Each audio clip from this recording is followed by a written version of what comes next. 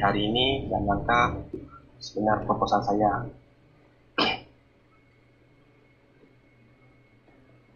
Adapun penelitian saya di sini akan saya presentasikan adalah judul penelitian saya adalah analisis tujuan penelitian, batasan masalah, kajian terkait, metodologi penelitian, gambaran umum NMT, serta skenario pengujian. Baik, latar belakang. Di sini poin pertama itu penelitian tentang NMT masih di Indonesia. Beberapa tahun terakhir memang penelitian tentang mesin penerjemah masih banyak dilakukan dengan statistical machine translation atau mesin penerjemah berbasis statistik, terutama dalam penerjemahan bahasa di Indonesia, terutama dalam bahasa daerah. Jadi ini untuk poin kedua kan pelestarian bahasa daerah. Nah, di sini di Kalimantan Barat terutama banyak bahasa Melayu.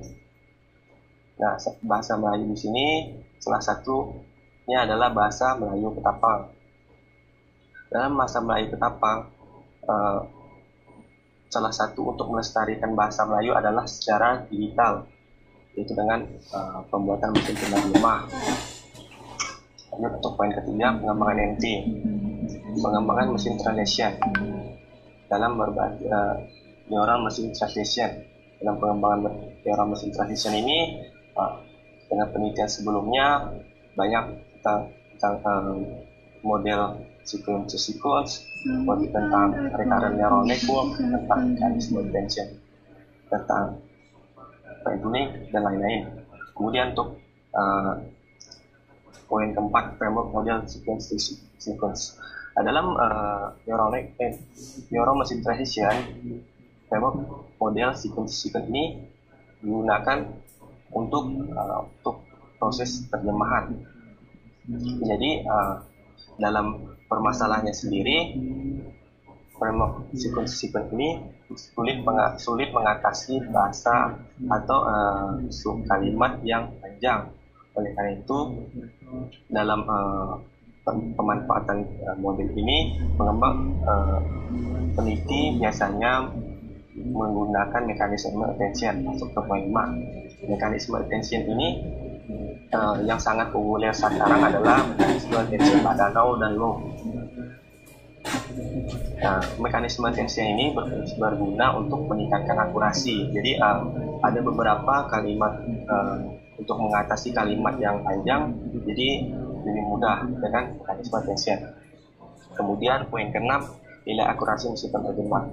Jadi untuk mesin penerjemah sendiri, untuk menilai mesin penerjemah itu baik atau tidaknya, itulah dengan nilai akurasi mesin penerjemah.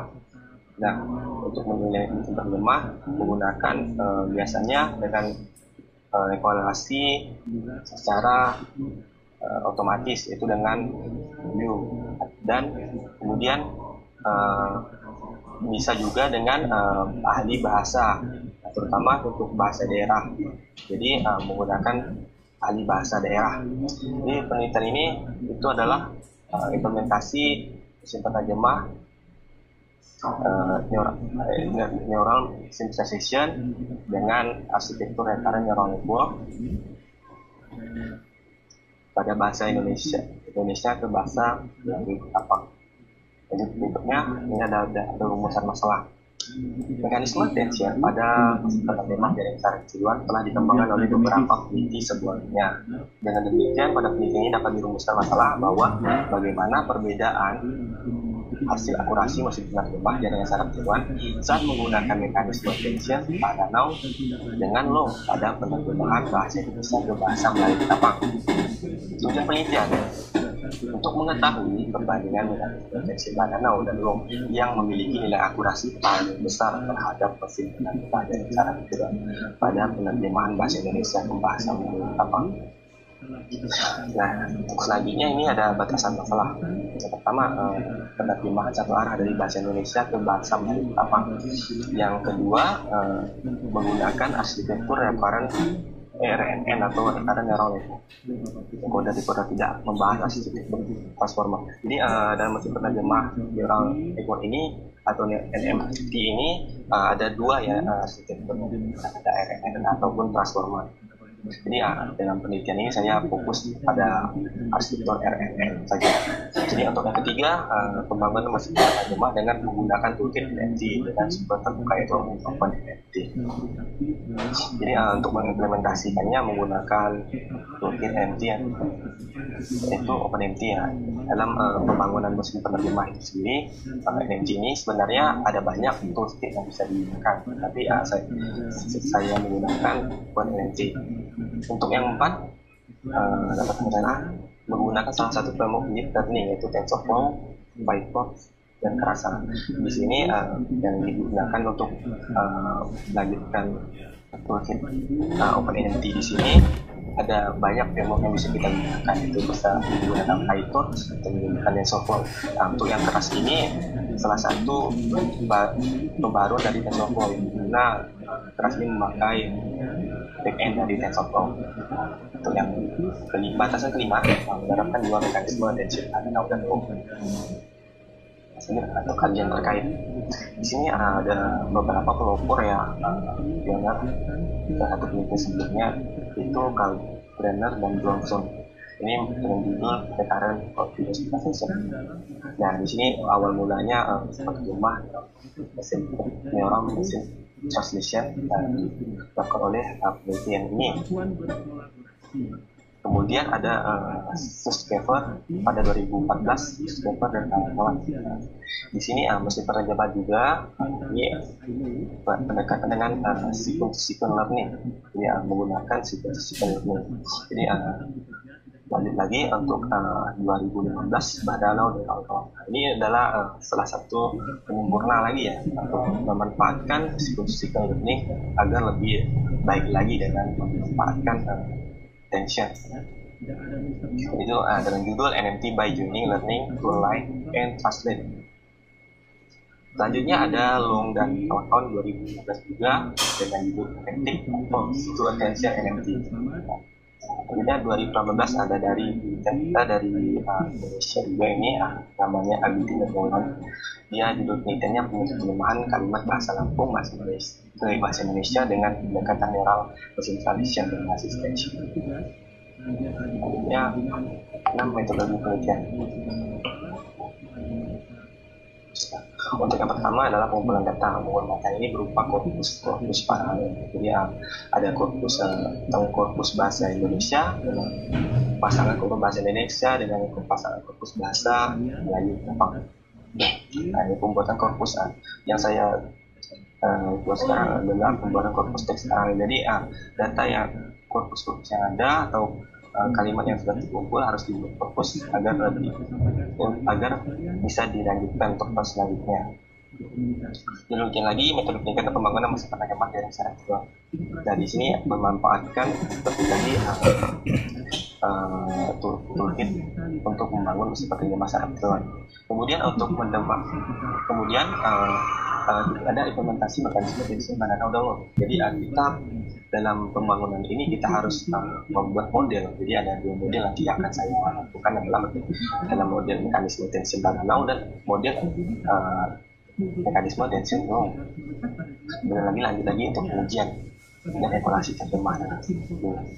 Jadi kemudian ini pengujian dari terjemah yang dihasilkan oleh hasil implementasi terjemahan sendiri. Jadi model-model tersebut nanti ada pengujiannya dan ada evaluasi. Kemudian juga ada pengujian ahli bahasa. Ahli bahasa ini orang yang memang asli dari yang bahasanya yang bisa dipercaya untuk menguji apakah nanti hasilnya sama atau tidak, atau maksud dalam artian saya di sini bahasa terjemahan di sini apakah pengujian ahli bahasa ini sama hasilnya nanti dengan pengujian mesin itu sendiri. Kemudian analisis dan perbandingan hasil pengujian. Di sini hasilnya dan kesimpulan. Selanjutnya 7 gambaran umum NMT. Dalam membangun NMT ada beberapa hal yang memang perlu pelajari, perlu diketahui adalah pertama sequence model, kedua arsitektur NFC, tiga encoder-decoder model, keempat jenis RNN, lima mekanisme attention, enam primitive NFC, tujuh kelompok learning, delapan superkomputasi. Pertama sequence model, dia berdasarkan encoder-decoder. Jadi sequence ini adalah suatu urutan deret atau deret yang menyimpan data. Jadi dalam mesin penerjemah itu sendiri kita lebih masuknya ke sini ya, ini. Jadi kita memiliki kalimat sumber dan kalimat target. Jadi kalimat sumber ini terdiri dari beberapa kata. Jadi dari di sini bisa memanfaatkan sequence-nya pada manajemen. Selanjutnya sequence pada neural machine interaction. Jadi di sini kan secara umum, jadi yang di sini untuk machine interaction. Di sini ada encoder dan decoder. Ini adalah encoder dan decoder ini bagaimana cara mentranslasikan. Jadi setiap kata memiliki dari kata-kata ini mesin tidak bisa membaca setiap kata. Mesin hanya bisa membaca secara matematis saja. Jadi yang mesin hanya menerima konteks vektor. Jadi konteks vektor ini dalam sequence misalnya memiliki konteks vektor yang tetap seperti 5 ya, seperti tadi arsitektur nanti seperti saya jelaskan tadi. Karena neural network ini adalah salah satu jenis artificial neural network yang mengatasi data sekuensial atau data dan berurutan. Kemudian encoder, decoder model adalah mengambil urutan pertama untuk masukkan memprediksi urutan keluaran. Jadi encoder dan decoder model ini digunakan dalam mesin penerjemah ini. Ada yang untuk menerima, ini encoder yang menerima suatu kalimat sumber, masukkan kalimat sumber, dan decoder itu menghasilkan prediksi dari kalimat target. Jadi saya input encoder di sini ini adalah hidden staging lah, proses komputasinya. Encoder decoder. Jadi ini masuk ke encoder decoder yang lebih encoder atau vektor representasi kalimat sumber. Jadi memiliki vektor representasi dari kalimat sumber. Jadi diproseskan dengan RRN di sini menghasilkan suatu vektor. Dan ini decoder kondisional model bahasa.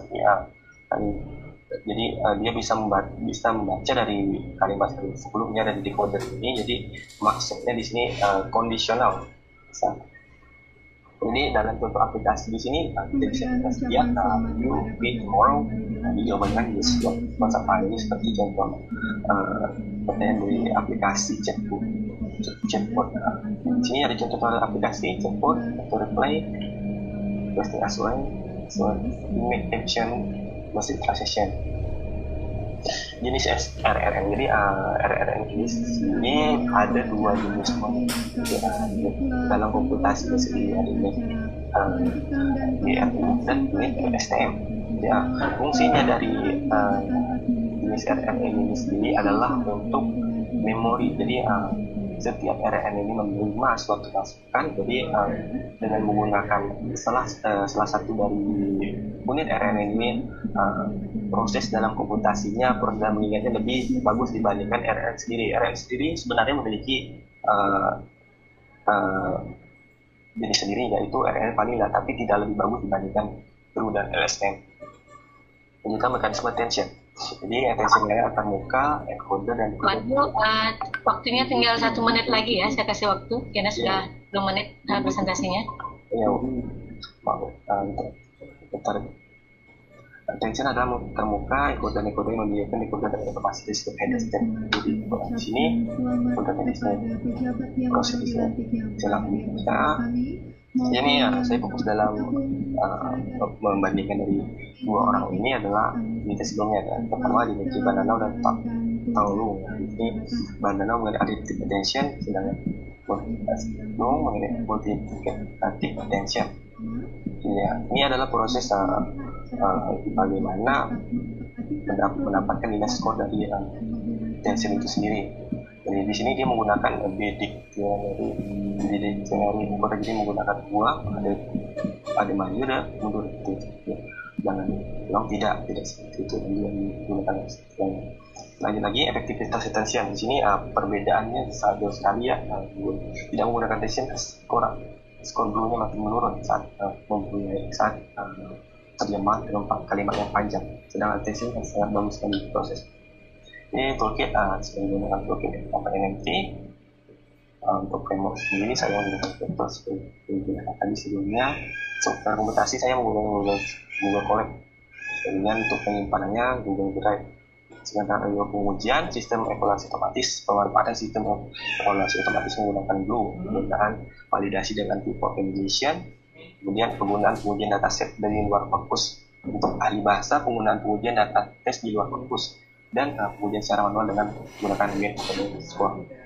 Baik Bu, terima kasih Bu. Saya dari presentasi saya hari. Baik, kami ucapkan terima kasih kepada seluruh Saya kembalikan ke Ibu.